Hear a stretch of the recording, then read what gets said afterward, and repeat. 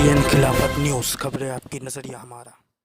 KTN खिलाफत news में आपका स्वागत है। आज हमारे साथ मौजूद हैं मिडिल ईस्ट के जानकार शौकत भारती साहब।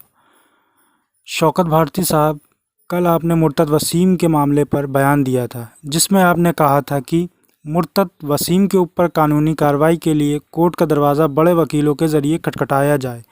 जैसा कि आपको पता है कि बड़े वकीलों के ज़रिए कोर्ट का दरवाज़ा खटखटाते हैं तो उसमें काफ़ी फ़ंड की ज़रूरत पड़ती है, तो वो फ़ंड कहाँ से आएगा?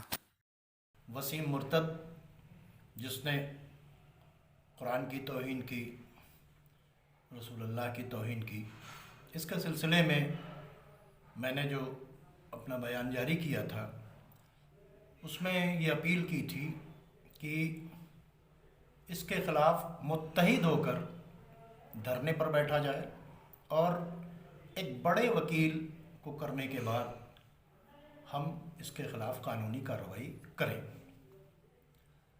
एक बात बहुत साफ साफ कहना चाहता हूँ कि वो लोग जो खुम्स कलेक्ट करते हैं, ये खुम्स जो है ये किसी और का नहीं, ये अल्लाह और रसूल की अमानत है। तो अब अगर बड़े वकील को करना होगा, सुप्रीम कोर्ट के वकील को करना होगा, तो उसके लिए पैसे चाहिए होंगे। मेरे पास अगर पैसे होते तो मैं ये काम कर दिए होता, ठीक है। अब चूंकि खुम्स अगर दीन के ही काम में नहीं खर्च होगा तो फिर कहाँ खर्च होगा। इससे पहले रोहित सरदाना के खिलाफ जब मामला करना था तो उस वक्त भी मैंने ये बातचीत की थी, सुप्रीम कोर्ट के वकील से बात भी कर ली, लेकिन फंड की कमी की वजह से वो काम नहीं हो पाया था। आज फिर जो पोजीशन आई है तो हम क्यों नहीं कोर्ट का दरवाज़ा खटखटाते, हम इसके खिलाफ हाई कोर्ट सुप्रीम कोर्ट तक क्यों नहीं जा रहे। उसके लिए फंड की ज़रूरत है। और ये जितने फंड कलेक्टर्स हैं सब के सब, चाहे विक्टोरिया स्ट्रीट पे हों, चाहे दिल्ली के अंदर हो, चाहे बॉम्बे के अंदर हो, जितने भी खुम्स कलेक्टर्स हैं, इनको खुम्स को निकालना पड़ेगा, बड़ा से बड़ा वकील करना पड़ेगा, इस लड़ाई को ठीक से लड़ना पड़ेगा और इसके खिलाफ मुत्तहिद होकर धरने के ऊपर बैठना होगा। इसमें किसी तरह की पॉलिटिक्स नहीं होगी। भूल जाइए अपने अपने तमाम मामला, अपने तमाम इख्तलाफात भूलिए, बाद में बात कर लिया जाएगा। वफ़ की और शिया कॉलेज की और दुनिया भर की और जो इख्तलाफात हैं उन पे बाद में बातचीत। ये वक्त है, इस वक्त मुत्तहिद होने के बाद इसको जवाब देना है। छोटी मोटी तौहीन नहीं है, कुरान की तौहीन है, रसूलुल्लाह की तौहीन है। उसका कवर पेज देखते ही जो है उस कमबख्त मरदूद ने जो लिखा है उसके अंदर, उसके लिए खून खौलना है। तो हमको कानून ने जो राइट दिया है, हम धरना भी कर सकते हैं, डेमोक्रेटिक सेटअप के अंदर हम धरना करें, हम कानूनी तौर के ऊपर जा सकते हैं, इसके खिलाफ केस के अंदर वो करें और FIRs की जाएं।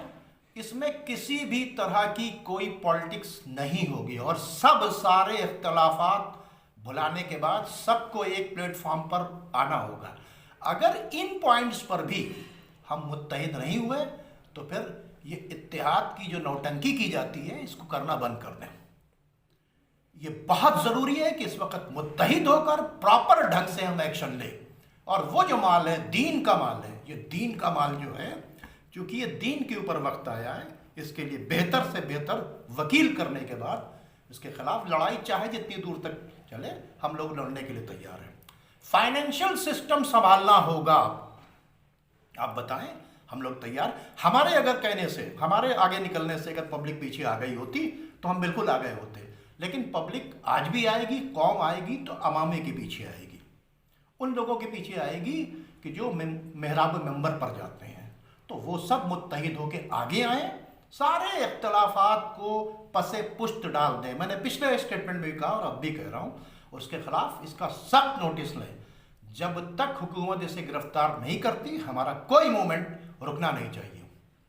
बहुत हो गया, बाइट जारी हो गई और बयानात जारी हो गए और जलसे हो गए और मजलिसों में तकरीर हो गई और खुतबों में बोल दिया, इससे काम नहीं चलेगा। प्रैक्टिकल करना पड़ेगा और प्रैक्टिकल ये है कि हमको सबसे पहले मुत्तहिद होना पड़ेगा। सारे इख्तलाफात को पसे पुष्ट डालकर मुत्तहिद होकर सीसा पिलाई दीवार बनने के बाद इस लड़ाई को लड़ेंगे और फाइनेंशियल सिस्टम जो है ये किसी और का माल नहीं, इमाम का माल है, दीन का माल है। इस माल को इसमें खर्च करने के लिए हमें दोनों काम करना पड़ेगा, हमें धरना प्रदर्शन भी करना पड़ेगा, हमें एफआईआर्स भी करनी पड़ेंगी और हमें बड़े वकील के जरिए इस मलून के खिलाफ, इस कमबख्त के खिलाफ, इसके पीछे जो फिक्र काम कर रही है उसके खिलाफ कार्रवाई करनी